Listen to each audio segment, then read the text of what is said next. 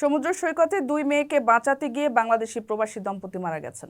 শনিবার অস্ট্রেলিয়ার ওয়ালপোল নামক স্থানে সমুদ্র সৈকত থেকে তাদের মরদেহ উদ্ধার করেছে পুলিশ।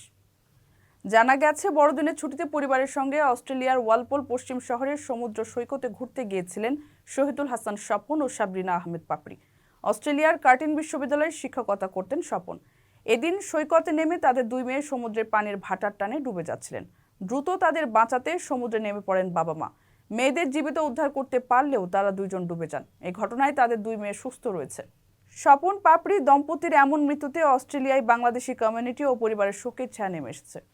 কারো কাছে স্বপ্ন পূরণ, কারো আনন্দের উপলক্ষ, আবার কারো জীবন পাল্টে দেওয়ার মুহূর্ত, কখনো জীবন বাঁচাতে সর্বোচ্চ গতিতে উড়ে চলা, কারো আবেগের শেষ মুহূর্ত, আপনজনের শেষ বিদায়ে শামিল হওয়া। এমন সব ইচ্ছে পূরণে সর্বনিম্ন ভাড়ায় দ্রুতগতির বাহন প্রবাসীর হেলিকপ্টার। আপনার প্রয়োজনে যোগাযোগ করুন আমাদের হটলাইনে।